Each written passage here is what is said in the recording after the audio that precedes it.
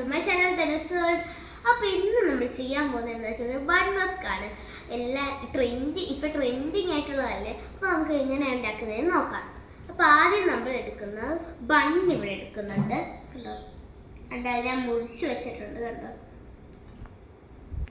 അപ്പോൾ അതിനാദ്യം കുറച്ച് മിൽട്ടായിട്ടുള്ള ബട്ടർ എടുക്കണം നമ്മൾ.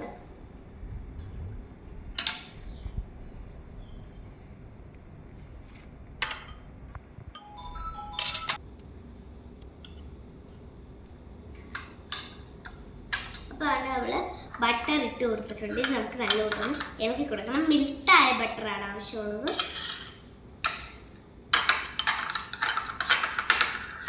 നല്ലതായിട്ട് മിക്സ് ചെയ്ത് കൊടുത്തിട്ടുണ്ട്.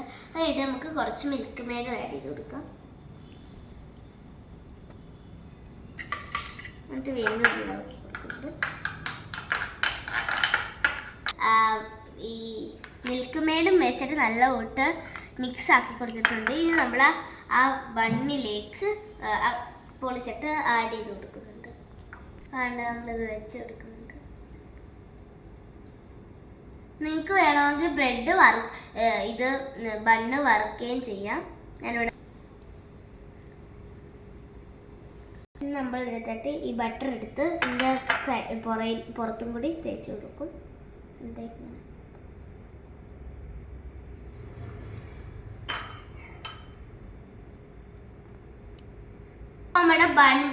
നമ്മുടെ ബൺ ബസ്കി റെഡി ആയിട്ടുണ്ട്. ഇതാണ്. നമുക്ക് ഇറാൻ ചായ ഉണ്ടാക്കാം.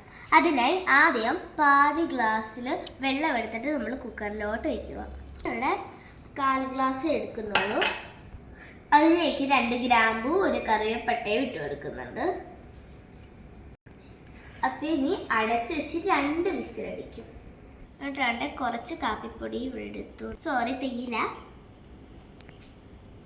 വെച്ചിട്ട് 2 വിസിലടിക്കും. അപ്പോൾ കുക്കറിൽ 2 വിസിൽ വന്നിട്ടുണ്ട്. ഇനി നമുക്ക് പാല് ചൂടാക്കാം. പാലും ചേർത്ത് കൊടുക്കുന്നുണ്ട്.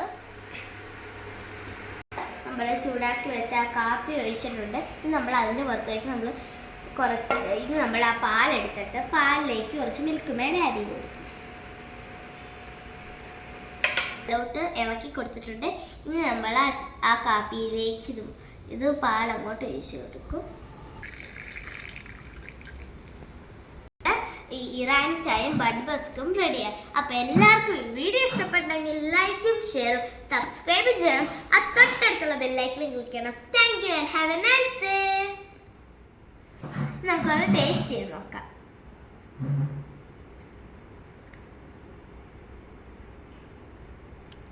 അടിപൊളി.